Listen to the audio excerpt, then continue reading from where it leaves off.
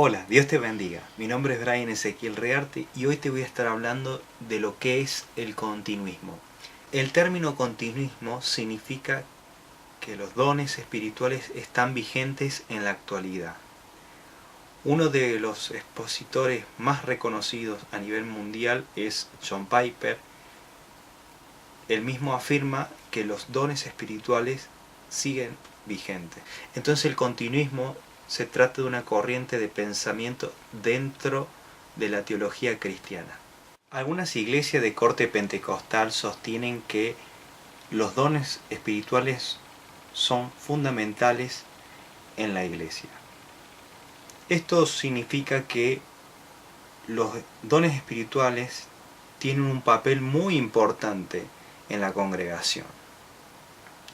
Voy a leer unos textos bíblicos para respaldar esta posición que personalmente yo sostengo también.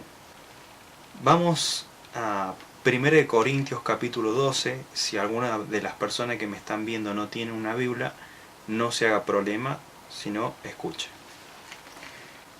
Dice así: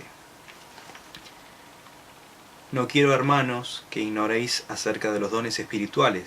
Sabéis que cuando erais gentiles se os extraviaba llevándoos como os se lleva a los ídolos mudos.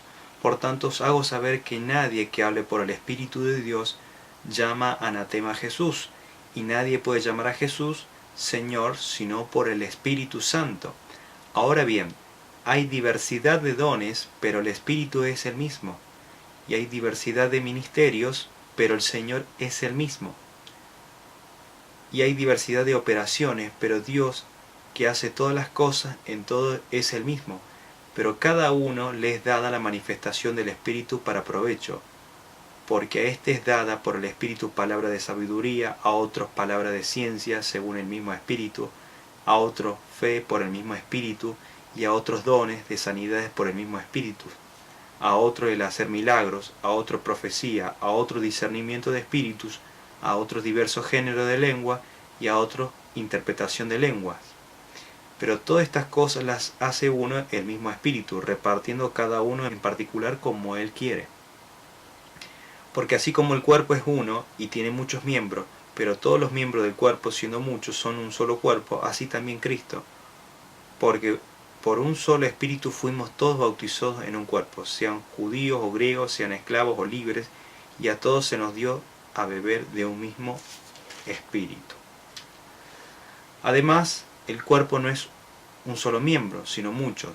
Si dijera el pie, porque no soy mano, no soy del cuerpo, por eso no será del cuerpo. Y si dijera la oreja, porque no soy ojo, no soy del cuerpo, por eso no será del cuerpo.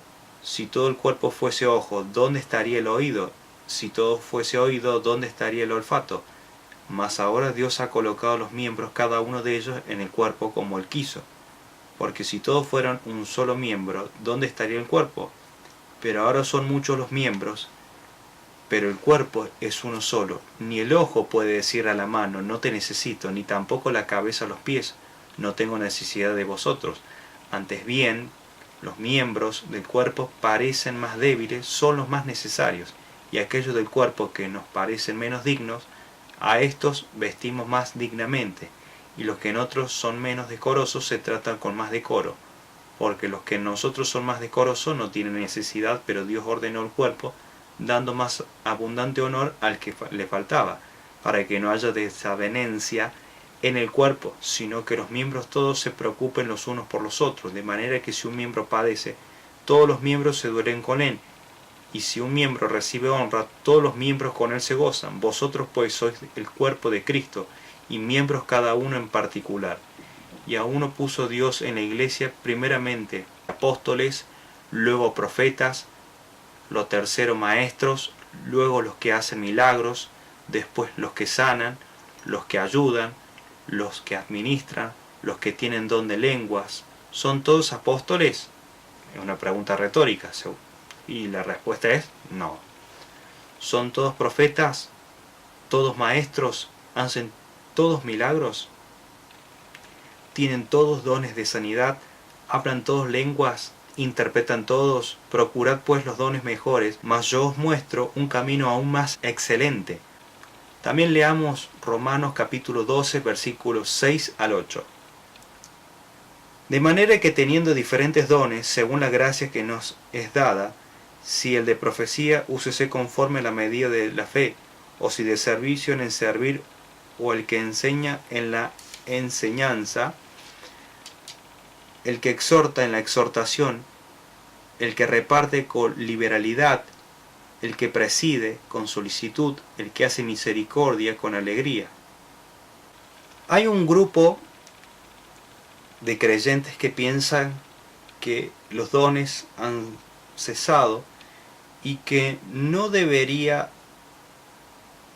haber estas manifestaciones. Yo creo en particular que Dios sigue siendo el mismo de ayer, de hoy, y seguirá siendo el mismo para siempre. Dios no cambia. Por otro lado, inferimos que si Dios ya no sigue utilizando a sus siervos como instrumento para efectuar una sanidad, entonces podremos pensar que a Dios ya no le importa la salud de una persona.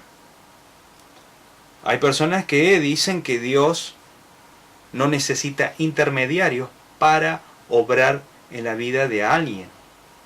Si Él quiere sanar, lo va a hacer sin la intervención de una persona.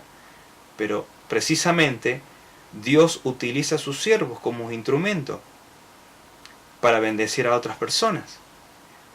Entonces es un error pensar que Dios ya no sigue usando a sus siervos. Si pensamos que Dios no sigue impartiendo dones espirituales, entonces estamos creyendo que es un Dios cambiante.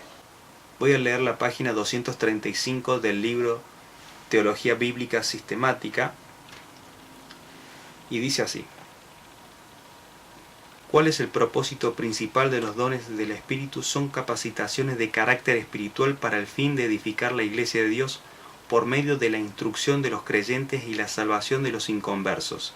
Efesios capítulo 4, versículos 7 al 3, Pablo enumera 9 de esos dones en 1 Corintios capítulo 12, versículo 8 al 10, los cuales pueden clasificarse de la siguiente manera: los que imparten poder para saber en forma sobrenatural, palabra de sabiduría, palabra de ciencia y discernimiento de espíritus; los que imparten poder para actuar en forma sobrenatural, fe, operaciones de milagros y dones de sanidades; los que imparten poder para hablar en forma sobrenatural, profecía, género de lenguas e interpretación de lenguas. Los dones son descritos como la manifestación del Espíritu, que ha sido dada para provecho, es decir, para beneficio de la Iglesia.